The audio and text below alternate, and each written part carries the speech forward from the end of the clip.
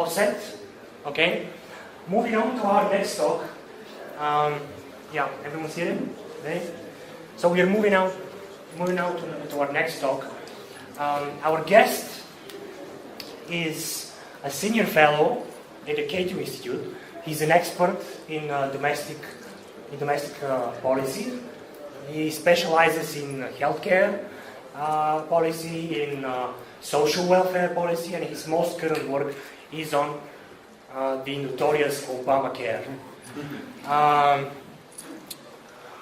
He's been published in the most prestigious media outlets in the U.S., like New York Times, Wall Street Journal, Washington Post, but more importantly, he gave an interview for a media that all Bulgarians know. It's Investor.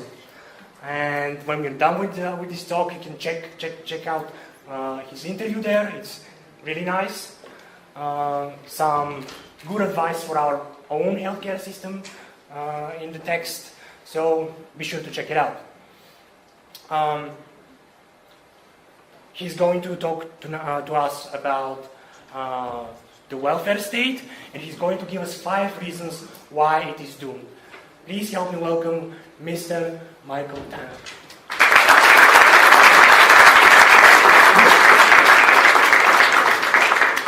Well, thank you very much, and I really thank you for the opportunity to come to Sofia and to see your country. It's been lovely. I've had a chance to walk around downtown and see a little bit of it, and I really enjoyed it. So I thank you very much for your hospitality for that. I particularly thank ESFL for having me be part of this, particularly in light of my reputation that most of my talks are extremely depressing. That by the time I finish, students want to run out and jump in the river and drown themselves or things like that.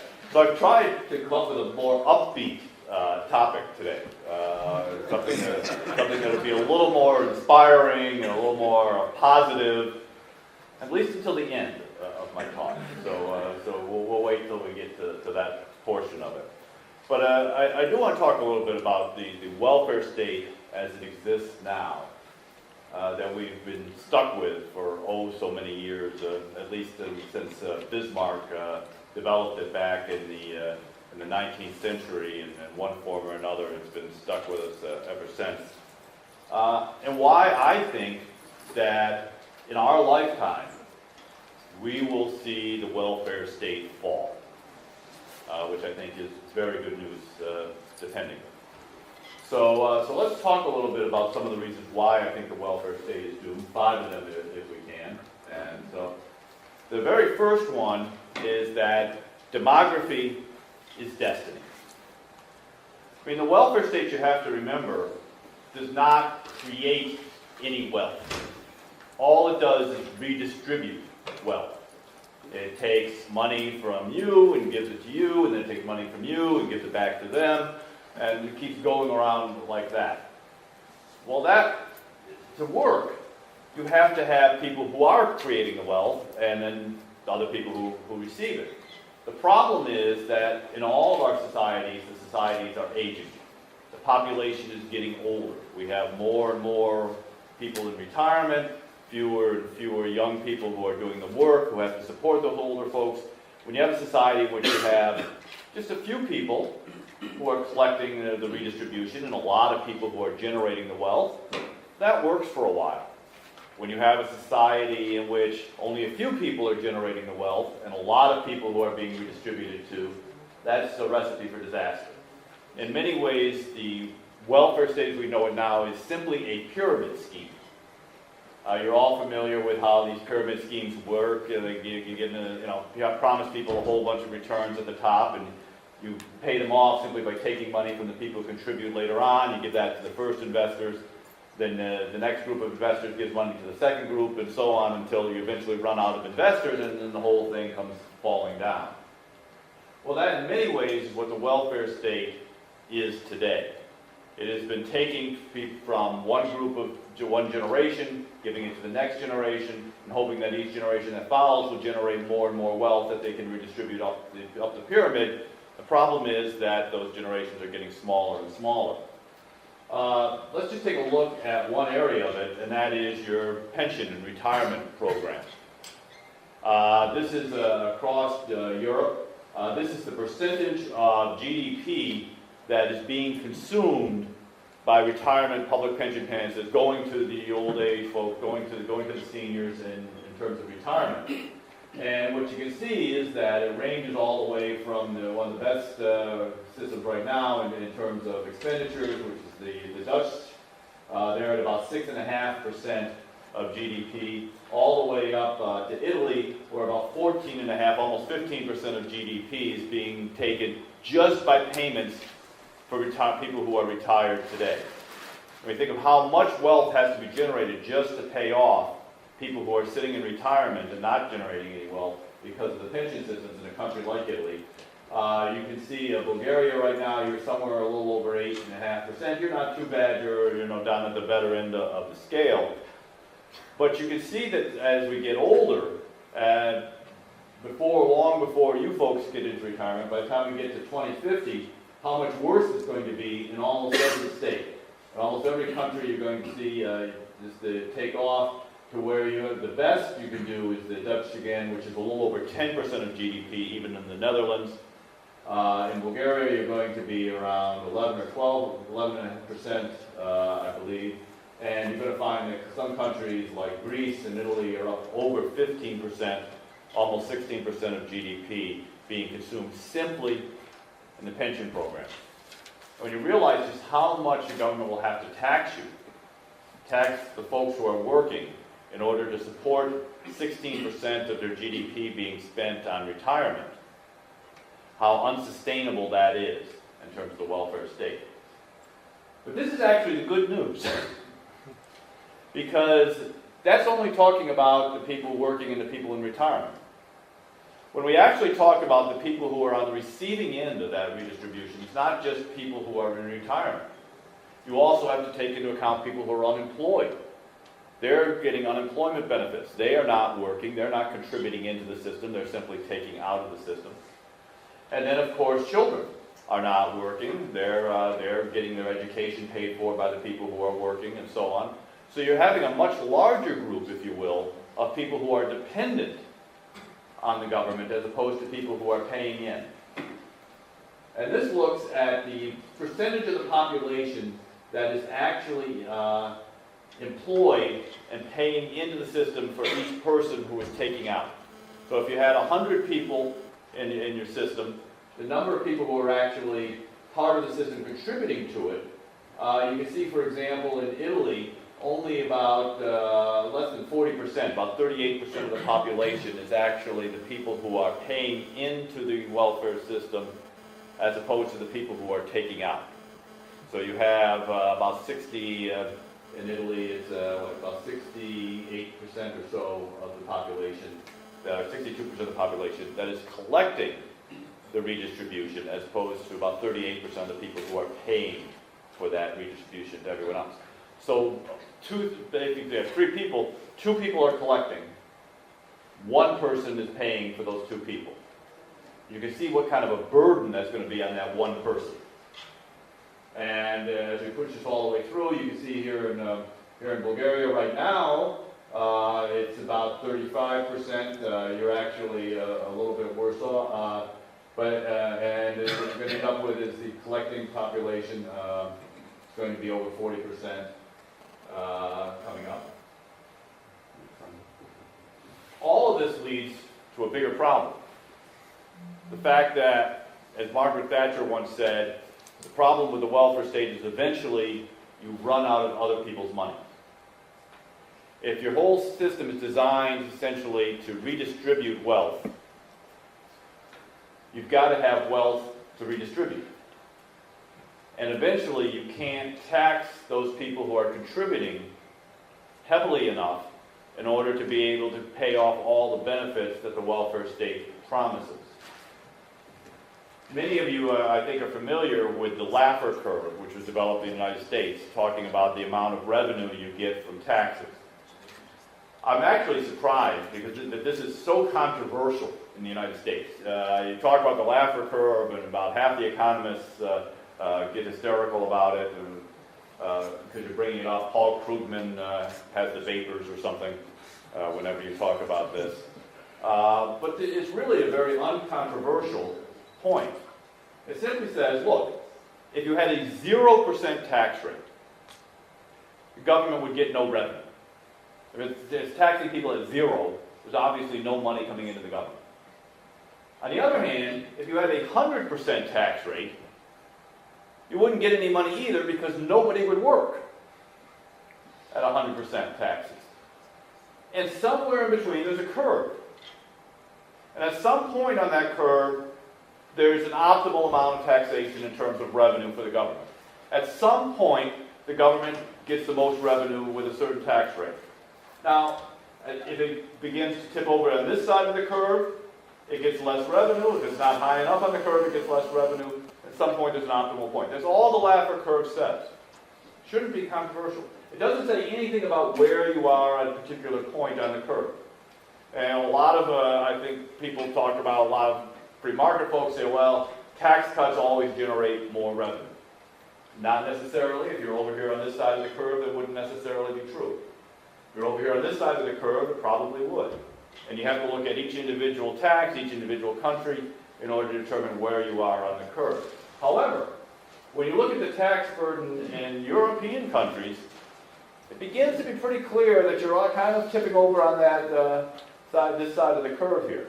When you look at tax rates in France, where it's over 50% of income is taxed, that's pretty likely over on the far side of the curve.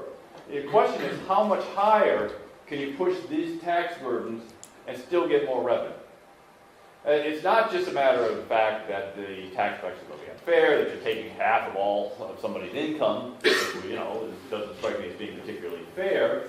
But even if you want to have a welfare state, even if you want to have progressive taxation, even if you think more taxes is good, the question is, how high can you push it before you tip over that curve and you simply don't have any more money? And if that's the case, as we just saw, your expenses are going up as the population ages. You're going to have more expenses. You have to spend more money. But you can't get any more money because you're already over the other side of that Laffer curve. What are you going to do? You can't pay people with money that doesn't exist. You can try raising the rates, and all you do is discourage work or increase tax evasion. We just had this, this so-called austerity in a number of countries where they said, okay, well, we're going to have austerity, and we won't actually cut spending. What we'll do is we'll call it austerity by raising taxes. The reality was that throughout all the austerity regimes across Europe, they actually raised taxes by $9 for every dollar in spending cuts. That was the terrible austerity that went on. Well, in many of these countries, what we found was that they had all this new tax increases. They didn't get any more revenue. Why? Because they discouraged work, or people went underground, and the underground economy increased as people simply hid their taxable income. That was a particular problem. They just had they put in a brand new tax in Greece and found out that it simply the money just went underground. Number 3, the welfare state is incompatible with economic growth. Now, okay, maybe we can't get more money out of each individual by raising their taxes. But, if the whole economy grows, maybe there's more revenue involved somehow in that. The problem is that the welfare state itself is beginning to discourage that kind of economic growth. The welfare state itself begins to be a burden on the economy and make it harder for the economy to grow. Robert Barrow of Harvard studied this, and he said that, look, there's a significantly negative relation between the growth of real GDP and the growth of the government share of GDP.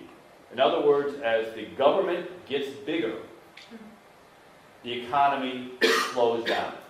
Economic growth gets smaller. Big government equals small economic growth. This is something called the Ron curve. It was developed by Richard Ron, who was the chief economist for the American Chamber of Commerce. Very popular actually in Bulgaria. Ah, is he? Yeah. Well, excellent. And he developed this. And essentially what he said is, he said, like the Laffer curve, you have a curve for the size of government. A lot of people are concerned about taxes versus debt. The real expense, Milton Friedman used to say that the real cost of government is government spending. It's what the government spends, regardless of whether you finance that through debt, whether you finance through taxes, it's the size of government that actually counts. And Richard Ron, what he suggested, he says, look, initially, when government begins to grow, it generates more economic growth because it's doing some things that are fundamental to growth, like building infrastructure, creating courts, a system of laws, a system of national defense. It's doing those things that enable a state to have a growing economy. But at a point, it begins to start to get so big and so oppressive, so overwhelming, that economic growth begins to slow, and you see the growth begin to slow down the bigger the government gets to be.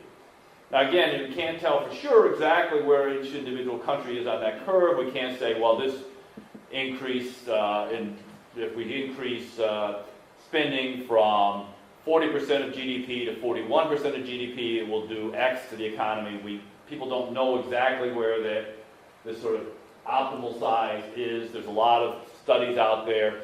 Most of them, I will say, fall somewhere in the area of between 15 and 25% of GDP. They tend to, for total government at all levels, local, municipal levels, and all the way up to the federal level, somewhere in that range.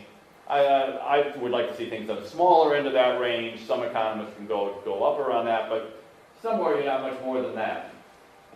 We do know, for example, go ahead, next slide. We did look, however, at, that sort of in theory, we looked at it in practice, and this is a study that shows a relationship between GDP growth and the government expenditures for the EU between 2003 and 2012. We did a 10-year period so that we weren't just taken in by the recession that went on and the sort of counter-cyclical spending that went on during the recession or the austerity or the Keynesian stimuluses, whatever countries were trying. And it's pretty clear that in the EU, what you had was that you had much more economic growth in countries that had much smaller size of government. And actually, you can see that Bulgaria up there is has actually had more economic growth than most and a smaller size of government generally until now, at least than most. And then down here on the far end of it, you got France, which has the largest size of government and the smallest economic growth in the EU. And you can see from that slope of that line that this is a pretty solid relationship between size of government and economic growth. Now, some people did look at this slide and they criticized it and they said, well, that it was distorted because we did use a lot of the sort of newer EU members like Bulgaria and so on in this study, that they said that distorted a little bit. So we then did it over again with just the core EU countries, the original EU countries, and we found that the slope was still there.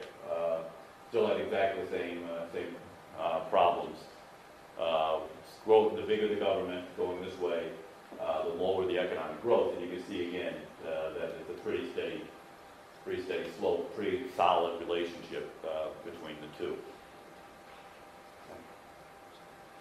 This is another way to look at it. This is the change in government expenditures between 2008 and 2013, and that's in the red. The blue lines here are the change in GDP growth over that same period, and what you see is those countries that actually reduced government expenditures in the face of the recession. Those countries that actually did implement what's termed austerity, but we would like to think of it as a reduction in the size of government.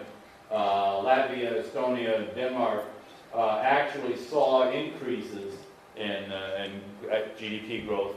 Those countries that employed the sort of Keynesian stimulus increased their government expenditures in the face of the recession. France, Spain, Ireland to some degree saw a decline in GDP growth, or very slow GDP growth in the case of France. So again, you can see the relationship. What happened is that government grew, but the economies did not.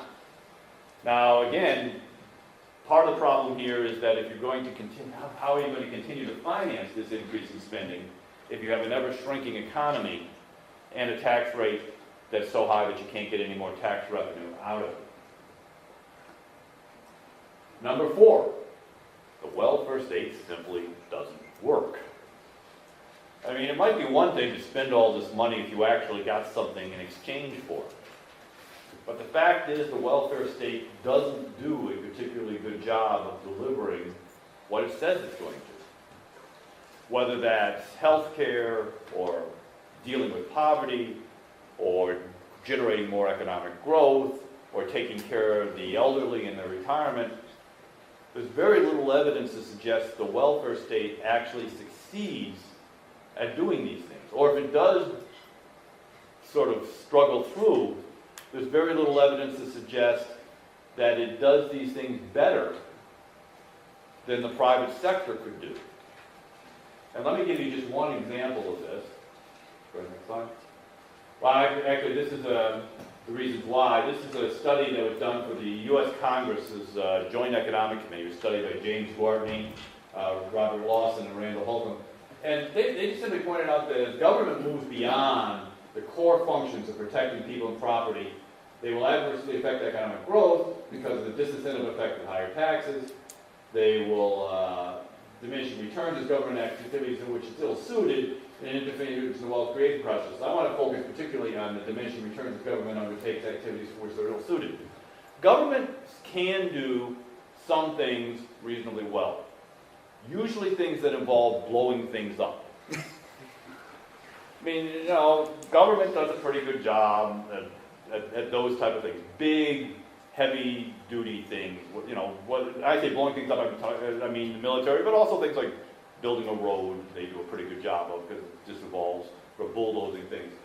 But when you start getting down to things that are very subtle, things that like deal with the incentives of how people work or getting people to work or generating an economy, things that involve lots of trade-offs and lots of very careful things about the relationship between people, dealing with people psychologically, dealing with people's health, dealing with people's motivation, dealing with problems like drug abuse, or how we're going to take care of our children, or what people should learn in school. Those are things the government doesn't do very well, because basically those are not things you can deal with a blunt instrument. They're very subtle, and they really need to be dealt with on an individual level. You can't deal with those things as sort of a blanket, one-size-fits-all policy across the entire country. So here's just one example. We're all told that you have to have a government pension system because otherwise, when people get to be in their old age, they'll all be eating cat food or something. Because after all, people can't save for themselves, there's no way to invest for yourselves. If the government doesn't take care of you in your old age, how will you ever survive? Well, I just wanted to take a look at one example here. These blue lines up here, these are the real internal rates of return in government pension systems. So if you paid in, this is the return on your taxes, return on your investments you would have gotten from a government pension system. The best is actually Spain, which is just about 3 3/4% return, which is not terrible, all the way down to the Dutch system, which is just barely over 1% return on your investments. I don't know how many of you have investments or planning to have investments, but I don't think many of you would invest in something that only earns you 1%. That's not very good. On the other hand, the red lines are private investments. This is the returns we would have gotten. This is over the last, this is since 1989, the returns from the various stock indexes, the FTSE 100, DAX, the S&P 500, just to give you 3 examples. And you can see that private investment exceeds the rate of return from the government pension programs in every case. So in every case, if you had been able to take the money that you're paying for your pension, the taxes that you're paying into your government pension program, if you had been able to take that same money and invest that privately, you would have been better off investing privately. The welfare state is in effect stealing that difference from you.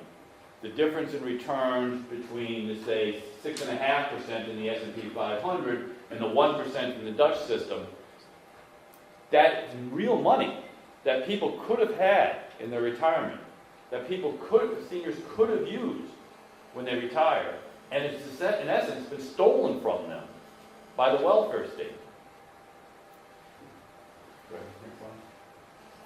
And lastly, I think it's very important to point out that the welfare state as we know it today is doomed because it's incompatible with modern technology and the world we live in today. The welfare state was created, after all, in the 19th century. At least the model that we know today, that was a time when if you wanted to send someone a message, you took out your quill and you wrote it on a piece of paper and you gave it to someone on horseback and they rode it across the country.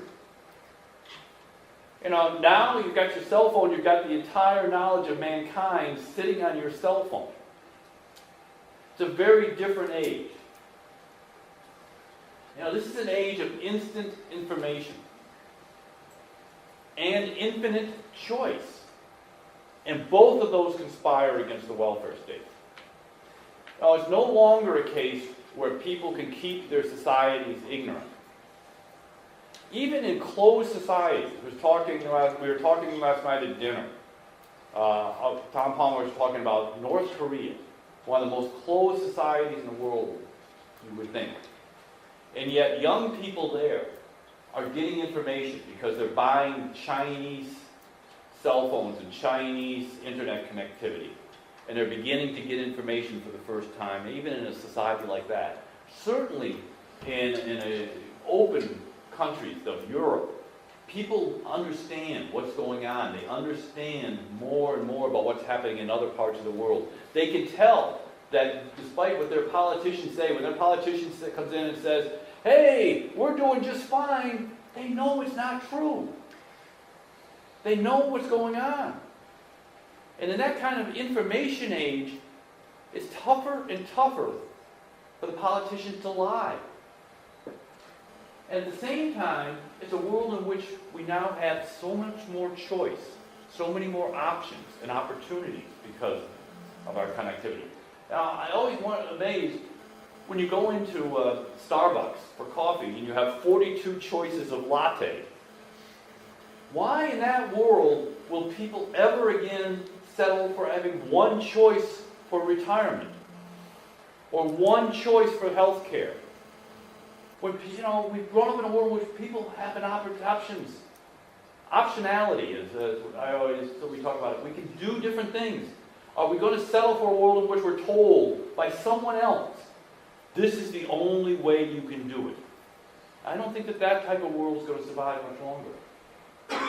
And lastly, this is also a world in which money and people and businesses can go anywhere. Now, it's the world of Bitcoin coming out. It's a world in which if country A has too much in the way of taxes, too much burden in the way of government, businesses will pick up and go somewhere else. It's why Mercedes-Benz builds factories in North Carolina. It's why companies left France and relocate to Britain. It's why companies come to Bulgaria because of your low flat tax rate, rather than locate, say, in Greece or Turkey. This is a world in which people, businesses, and money cross borders. That's going to make it very hard in the future for governments to pile on more regulation, more taxes, more debt. They can't punish their populations anymore because their populations will leave. And if anything that the EU has done right, that's one of the things, is it's enabled it to be easier for people and populations and money and businesses to move across borders. So that was my upbeat, good news portion of this. Yes, things are bad. But that means the welfare state's going to go away in our lifetime, I believe. But, and here's the not so upbeat portion. I go to a lot of these conferences, I've spoken at a lot of ESFL conferences, and there's always someone who talks to me and says, this is great, the welfare state's collapsing, I'm just going to sit back and wait. I don't have to do anything. It's going to fall apart. I'm going to go off and, build a cabin somewhere in the woods and just wait it out. Well, there's two problems with that. Number one is amazing how long corpses can keep walking. The Walking Dead is out there. The welfare state may be dead, but it doesn't know it yet. So it can stagger on for a long time. And while it's staggering on, it's hurting a lot of people. And second, we shouldn't assume that when the welfare state finally does collapse, it's going to collapse into the libertarian utopia. In fact, there are those out there who have other ideas on what will happen when the welfare state collapses. Whether it's New Dawn in Greece or Jobbik in Hungary, or the other right-wing movements around the country, National Front in France, UKIP in Great Britain, there's a lot of organizations out there that have their own ideas about how they will save us from the fall of the welfare state. And some of these are really scary, and they're really taking hold among groups of the population because people out there see that the welfare state is failing. They know that the state of government that they've grown up with isn't going to be there for them. And they're scared. And people who are scared are all too willing to have someone ride in on a white horse and say, I have the answers. Just do it my way and I'll fix all these problems. And by the way, these problems aren't just the welfare state, it's others. It's cosmopolitans, or Jews, or gays, or Turks, or immigrants from some place.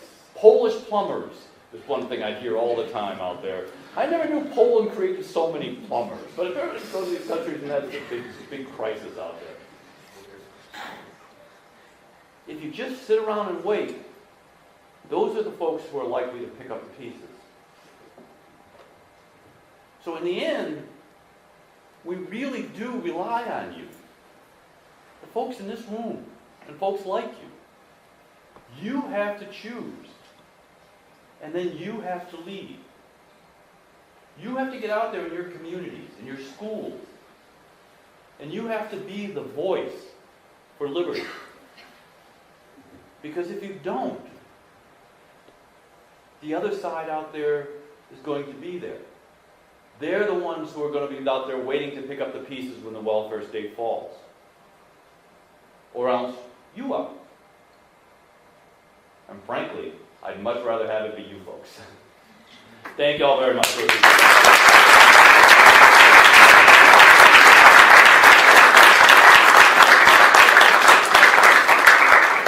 We have some time, so I'll be happy to answer any questions you have. Yeah, let's see if that. No, it doesn't work.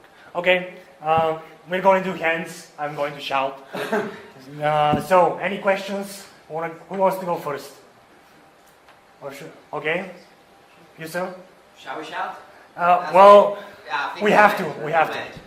I'll repeat the questions. Yeah.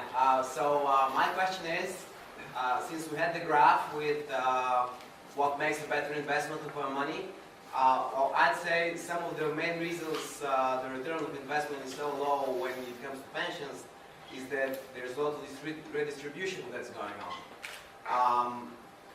If we transfer everything to a private investment, private pension schemes and so on, what happens to those who don't generate income? Right. Well, essentially what you have to just, when you're talking about a retirement system, you have to sort of separate two components of that. One is the retirement system, and the other is essentially a welfare system designed to support the poor. And the problem with many traditional pension systems is they try to combine the two and they end up not doing either one very well. The reality is I think we need to separate them out and have an investment program for pension that deals with retirement. Because the big difference is that the traditional pension systems are simply redistribution. They don't generate any new wealth, whereas private investment, as it moves through the system, creates economic growth, creates the wealth that allows those pensions to grow. Separate that out and deal with that as a pension system. Then if you need to have some sort of a social welfare program that deals with people who are simply poor and the elderly because they didn't work enough, they didn't generate income when they were of younger age, then you can separate that out and deal with them separately. Find some way to deal with that, deal with the social welfare component of that. The other part I would point out is that when it comes to investment returns on retirement, it's the poor who need it. Frankly, the rich got a lot of investments. Very few people who are rich are depending on their public pension program when they get into retirement. It's the poor who really depend on it. So if you can generate for them more income, more higher rates of return, you're actually leaving them much better off. And they're the ones who really benefit from these type of programs. We found that there's about 33 countries now that have at least partially privatized their pension systems. And we found that Chile was the first, of course, and then a number of other countries have moved in that direction. A couple, unfortunately, are beginning to move back in the other way because the politicians found that this was a huge pool of money they couldn't keep their hands on. In Hungary, private pensions confiscated to some degree in Poland, Argentina as well, that this is going on. But we are seeing that in the countries that have done this, they are generating higher rates of return, they are generating more money for retirement, and they are dealing better with the people living in poverty as well. Okay, let's see it. No? Michael, great talk. Thank you very much.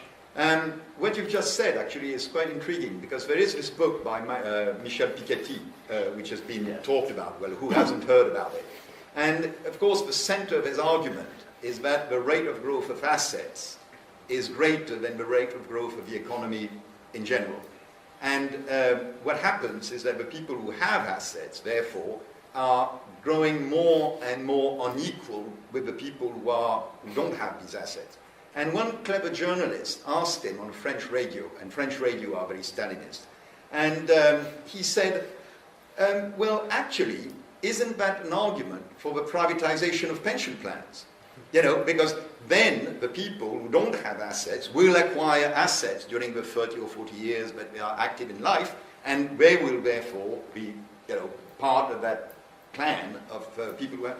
And then he said, oh, that would be very dangerous because we don't know whether assets will continue to grow. But of course that defeats the whole argument that he's saying. So it's interesting how people who sound to be very scientific suddenly become completely ideological. Yeah, I think that's a very good case. I think his general thesis, the whole R is greater than G, is challengeable. Let's be charitable about that. That said, this would seem to be an enormous argument for allowing more people to become investors and owners of assets. Now, I also saw an interview with Piketty in which when he was talking about small investors, and he denounced them as petit bourgeois. In the old Marxist saying, he really thought that they were a part of the problem because they wouldn't understand the class struggle and all of that. So you got to be a little bit careful there, I guess.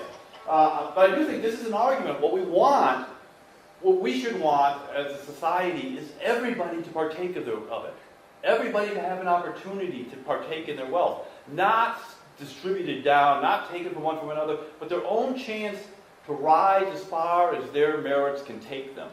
And that means giving everybody an equal chance to be part of the whole society. And that's when we're talking about opportunity.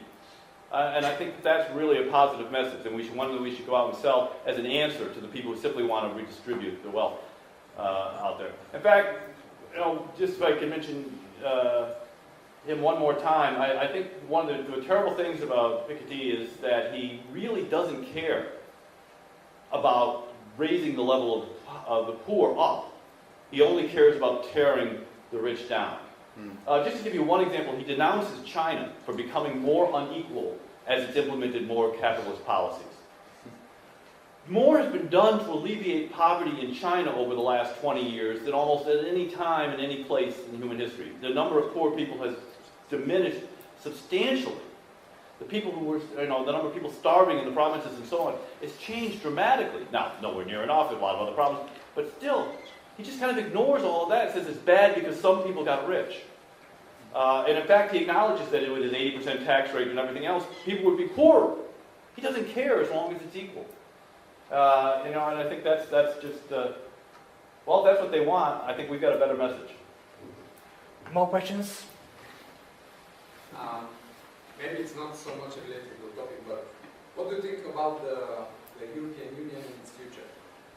Because it's a welfare super state of welfare states, more or less. Yeah, I'm not an expert on the EU, and it's not my area, but my general impression is what I like about the EU is the fact that money, people can cross borders, and I think that is a terrific thing. And I think when it was originally sold in that method, that people could go anywhere, one passport, that sort of thing, I actually kind of like that.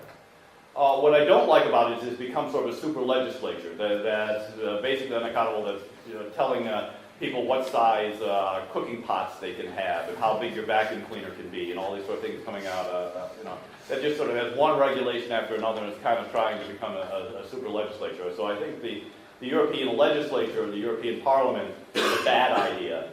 The sort of general idea of trans-border, internationalism is something I kind of like. I'm sure people may have better knowledge of it than I do, but that's just kind of a general impression that I have. Okay. Thank you for the lecture, Mr. Tanner. I have a problem with one term that you use quite frequently, and that's redistribution. I mean, redistribution means that somebody distributed the wealth in the first place. I mean, it's kind of quite a funny idea. I mean, that's not how wealth is generated, and I'm sure you know that quite well. Right. Is there a better term that can be used for this that is kind of understandable? Well, there's stealing. That's kind of I would have to say it's sort of the generally accepted academic term, and I guess I fall into that habit. And that's kind of a general problem, is that we tend to use the language that the other side has sort of put into the common parlance, and we sort of adapt that language, and in many cases that's often misleading in and of itself. I think we just talked about the welfare state, and it takes from one person and gives to another without generating any wealth in and of itself. And I think that that explanation basically describes it. I think as much as anything else. Do you think that maybe because when you call something with euphemisms and right. Like shallow in terms, you make it less clear for the not so informed general public that there is something really, really wrong going on there. Yeah, I do think we've got to be, language is very important. And one of the things that the establishment has done, particularly the left has done, is to co-opt language frequently. And to be able to take a term and make it mean something. And then the question is, how do you get around that? If you use the term, you're buying into it. If you try to explain around it, you spend 5 minutes trying to explain around it and your time's up. Especially in an age of 8-second sound bites on television, you don't have time to say, well, wait a minute, what I really mean to say is, oh, then they cut you off. That's often something we struggle with in these terms. Just the whole question of what does liberalism mean and so on, trying to explain the historical nature of it. In the United States, that's a huge problem because while we would consider ourselves the heirs to the liberal tradition, in the United States, liberalism means something very different, and it's very hard to make that point. So that is something I urge people to think about and try to come up with ways to make the case in better language. And I don't have the term off the top of my head for better for redistribution, but if someone does, I'm certainly open to that. Thank you. Question over there? In his brilliant book, Law, Legislation, and Liberty, Hayek made a direct connection between democracy and welfare state. In terms of the fact that in order for a politician to be voted in office, he needs to bribe different groups. So therefore, this directly leads to huge debt, socialism and welfare, and maybe that's the reason why Western countries have a much higher debt compared to GDP than Bulgaria, for instance. What do you think about this? Yeah, I think he was right. I mean, I think part of the problem is, again, in terms of language, we get confused that democracy is the alternative to democracy is authoritarianism, and therefore democracy certainly is better. I'd rather see people have more opportunities, but we don't necessarily have democracy without liberal institutions, without things like the rule of law, the separation of the judiciary from the body politic, without restraints and restrictions built in on government and what government can do. It's simply the rule of law. You don't want 51% of the population to be able to impose its will on 49% of the population on everything. I mean, that's sort of democracy that we think of sort of the Athenian ideal. Everybody's, going to stand up, it's going to be 51-49, whatever it is, then it goes. That sort of democracy has gotten us in enormous amounts of trouble around the world. I mean, there's lots of countries that have votes. They vote on everything, and they're not freer. And in part it's because you don't have those institutions that are built in, those liberal institutions of society that are so important in terms of restraining the power of that 51% to impose their will on the 49%. Now, you don't want the 1% imposing their will on 99% either, so that's why you don't want the authoritarian system. What you want is people controlling themselves to the greatest degree possible.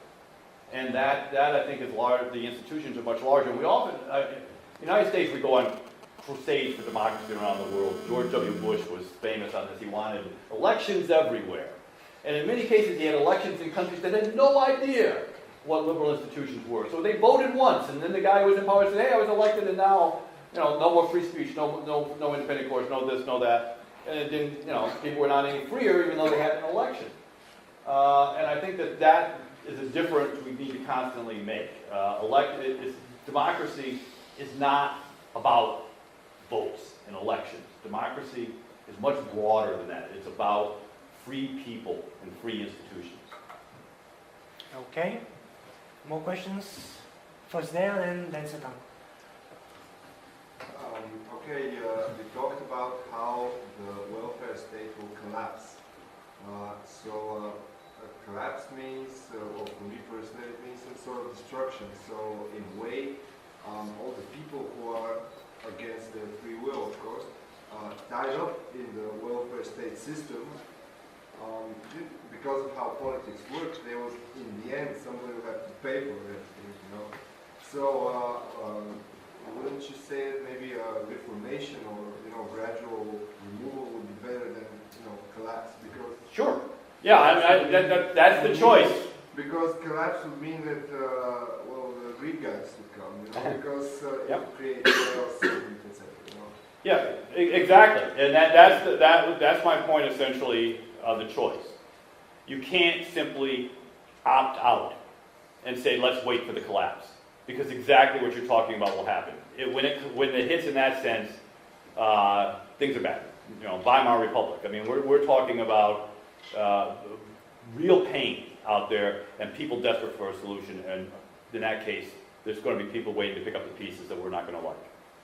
What we can do, what you can do, is to begin now moving towards that soft landing. You want the fall of the welfare state to be essentially gradual, soft landing. You want to change things now and have alternatives out there and begin to offer people alternatives now so that you can move away from that rather than simply wait to see how high the rubble bounces.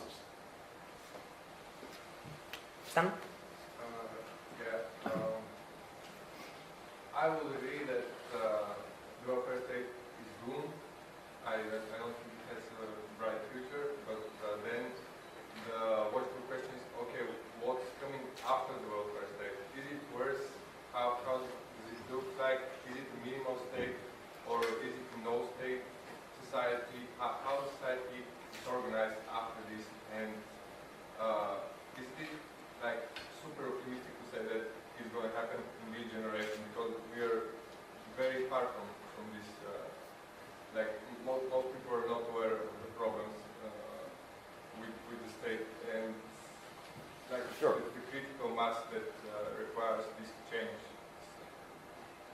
Well, again, that's again, I'm going to put the burden on you to begin to educate people for this change that's coming. The change that's coming has nothing to do with whether people know it's coming or not. You know, it used to be said if something's going to happen, you have three choices. You can accept it, ignore it, or deny it. And none of them change the outcome. You could say, the welfare state's fine, it's going to last forever. You can just throw up your hands and say, I don't care about politics or about any of this. Or you can agree that the welfare state's doomed. In all three cases, the welfare state simply is going to run out of money. And we're seeing it run out of money. We're seeing the first signs of that around the edges and what's just happening. You go to take a country like Greece, which is, I think, in the final throes of it. They're struggling, and they can deny it, and they can keep trying to prop it up, and they can keep borrowing German money for a while. But eventually, they're not going to be able to do that. And then the question is, what's going to become of it? And the question, and what's so vitally important is that there be someone there making the case for a libertarian society when that's the alternative. Because, as I say, you got New Dawn's out there making their case for what their society is going to be like. There's going to be people out there who are going to be making a case for the other side. You have to make the case for our side of this. It's really important because it's coming. It's not simply a matter of, maybe we can make things a little bit better or a little bit worse or whatever, we're playing around the margins. Something big is going to happen in your lifetime. I'm convinced of it. And that makes what you're doing, the fact that you're here right now, is important. Precisely for that reason. Okay, more questions? Second row, first row. I would like to pick up on the last thing that you just said. I'm very much willing to make the case for our side of the story. But I'm very interested in what happens to the educational system. Because I believe the thing that makes people independent and free and having a good life is good education. So when the welfare state is already gone, what happens to education? Well, there's no reason why education needs to be provided by the government. There's already enormous success in many places around the world, but for-profit education with ways to subsidize that for the poor. But there's many ways in which education can be disentangled from the government, and in many ways it should be disentangled from the government. The same way we want the church to be independent of government, we should want education to be independent of government. Because it's teaching people values, it's teaching people certain things. We were talking last night, what does it teach about history? What does it teach about the true history of various countries? Is it nationalistic? Or is it accurately portraying history? Those are things the government decides right now in the educational system. And it essentially much of education is simply propaganda in one form or another. What you really want is to have education separate so that people can pick and choose and people can find the best educational system, and where we have many ideas competing and people can find those sorts of education that are most compatible with their values and what they want for their children. And I think that's so educational disentanglement from the welfare state is something we should be pursuing, exactly so it can be there when we need it. Gentleman with the white shirt. In Bulgaria, we are pretty much disgusted by politicians and politics in general. Yeah. Join the crowd. Of course, and I guess most young people are too. So how do you see the transition? Because they're not just going to give it up.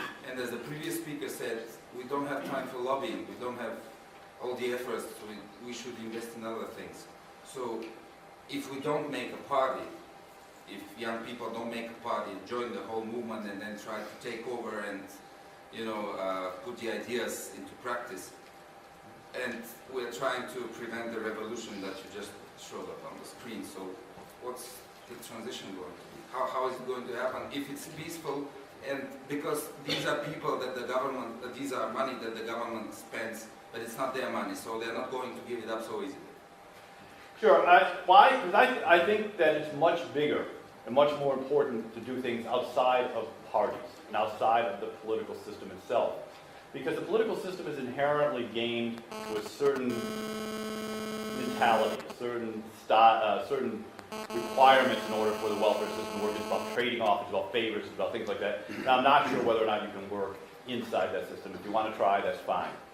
But I think the movement here, and what it does in terms of changing opinions, changing the underlying beliefs of the population, so that when they go and vote, they're not voting for the same old people and the same old promises, so that when somebody comes up and offers them something different, they understand why.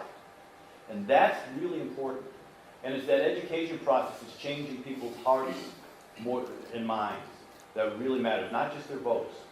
It's about changing the culture. It's so that books and movies and music videos are talking about liberty. It's about changing conversation when people are hanging out at the bar at night and they're talking about things and a politician comes on TV and people understand what to say about it. And all of that changes the whole attitude over time.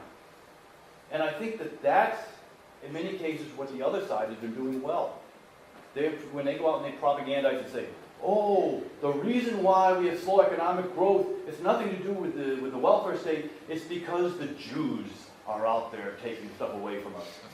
Or, we'd be in a wonderful society if there weren't gypsies or the Roma or whatever. I mean, when they get people's minds thinking in that way, and they begin to capture the general culture, and that they're trying to do that. We need to be doing the same thing on the other side. We need to be out there talking about why liberty is important. Because if we do that, we don't have to worry about the rest. The rest takes care of itself. If everybody in Bulgaria believed what we believe, wouldn't that be a great set of elections? With two sets of politicians up there saying, I'm more libertarian. No, I believe in freer markets. I'd love to see that. Yeah. That's not going to happen until you guys change the whole culture. So time for one last question. Yeah, I think it will be my question. So, my turn. My question is, well, what do we do with people who don't have a job, people who are now currently dependent on the welfare state? What is the alternative to the welfare state? What will they do when they don't? They are too uneducated, maybe sick, they can't work. What do we do? Well, I can put in a plug for one of Tom Palmer's books called After the Welfare State, in which he actually talks, has several articles in there that go into alternatives that are out there, that why private markets can provide many of these things, why private charity, throughout much of history, can provide these things, why there are non-state alternatives to everything from education to welfare to retirement, why those things are available. I think that that's very important. And I think those are things we can debate. What is the best approach in terms of a libertarian or a free market approach to dealing with education, to dealing with taking care of the poor?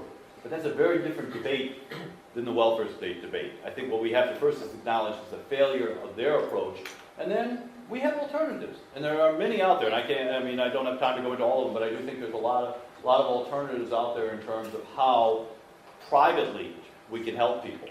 And I think that that's very important. And I do recommend that book, terrific book. Not just because I have a chapter in it, but I think we had one more. Can I squeeze one more? Yeah, of course, yeah. Go ahead. Hello, everybody. Thank you very much for your presentation and for your questions. My thoughts are more than answer to your question. Actually, in France, there are very interesting projects exactly about this inclusion of people from different stages of their professional and private development. There are projects for inclusion of people with some mental Physical, maybe? mental and physical disabilities, yes, and it's something with the support of the country, of the government, and the private sector. There are partners, and the projects are including medical treatment with people that are providing all the mental cares and etc. and helping to those people to learn to do something with their lives and to not to be